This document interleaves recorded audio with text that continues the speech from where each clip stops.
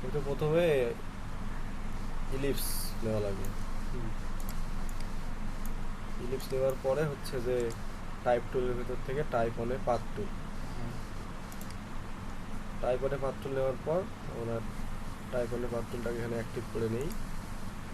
নেওয়ার পর প্যারাগ্রাফ হচ্ছে সেন্টার,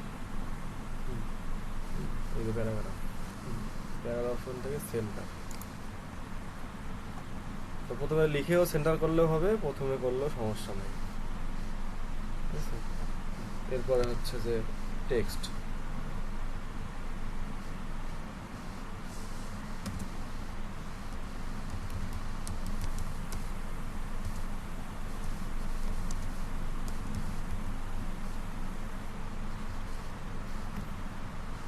এই টেক্সট লেখার পরে হচ্ছে আমাদের কী করা লাগবে, এই নিচের হ্যান্ডেলটাকে উপরে নিয়ে যাওয়া লাগবে। তো এই হ্যান্ডেলকে ধরে হচ্ছে যখন দেখবো যে এই যে সেন্টার বরাবর লাইন আসছে তখন এটা ছেড়ে দেওয়া লাগবে।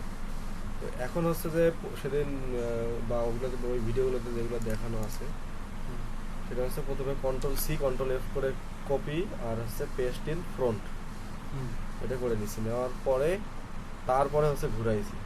তো ওইটা করলেও হবে। আবার পরে আরেকটা দেখাইছিলাম যে মাউসে রাইট ক্লিক করে ট্রান্সফর্ম, এখান থেকে হচ্ছে রোটেট, তাই না? তো ওইটা না করে ডাইরেক্ট এই সিলেক্ট করে নিয়ে মাউসে রাইট ক্লিক ট্রান্সফর্ম, তারপর হচ্ছে রোটেট। এখানে এসে এই যে 180 ডিগ্রি, প্রথমে এটা থাকবে এরকম 0 ডিগ্রি থাকবে, তো এখানে হচ্ছে 180 ডিগ্রি করে দিয়ে তারপর হচ্ছে কপি। হ্যাঁ, ওকে ওকে করলে হবে কি এই উপরেরটাই নিচে আসবে, আর কপি করলে হবে উপরেরটা উপরের জায়গাতে থাকবে, আর নিচে আরেকটা ডুপ্লিকেট হয়ে যাবে, ঠিক আছে।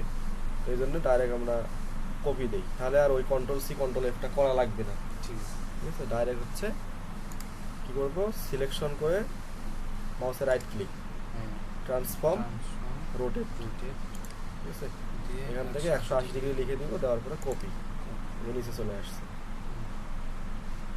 কপি করার পরে আমার কাজ হচ্ছে এটাকে ভিতর দিকে দেওয়া, এই বাইরের হ্যান্ডেলকে ভিতরে দেওয়া। এই হ্যান্ডেলকে আমরা ভিতর দিকে নিয়ে যাই।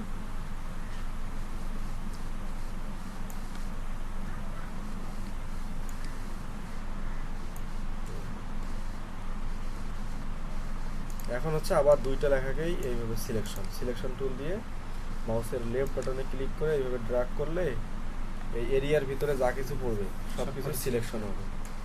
সিলেক্ট করে চলে যাবো টাইপ, ঠিক আছে। টাইপ মেনুতে যাওয়ার পরে টাইপ অন পাথ, টাইপ অনে পাথের পর টাইপ অনে পাথ অপশনস, ঠিক আছে।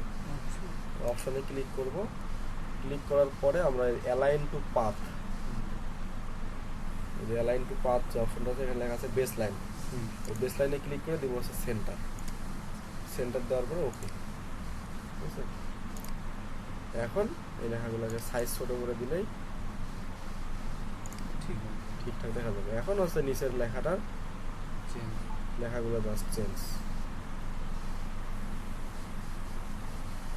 এখানে লেখা থাকে হচ্ছে রিপাবলিক অফ বাংলাদেশ, রিপাবলিক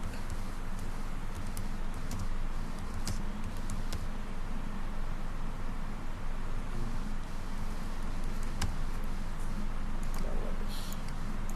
এবার আবারও ফন্ট সাইজ এরকম হবে ছোট, আর উপরে হচ্ছে গভর্নমেন্ট অফ দ্য পিপলস লেখা থাকে।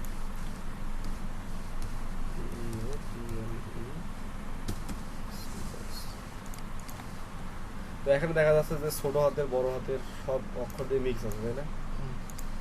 তো এইটাকে যদি আমরা সবগুলো বড় হাতের করতে চাই তাহলে আবারও ওই যে সিলেকশন করা লাগবে।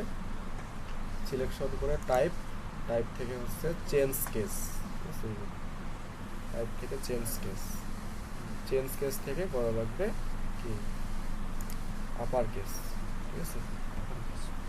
চেঞ্জ কেস থেকে হচ্ছে আপার কেস।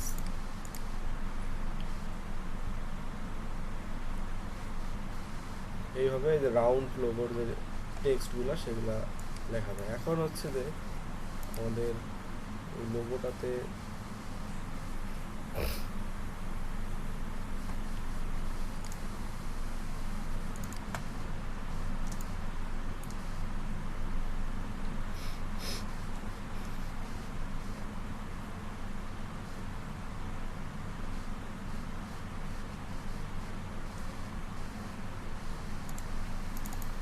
রিপাবলিক লেখাটাও উপরে থাকবে, এটা কাট করে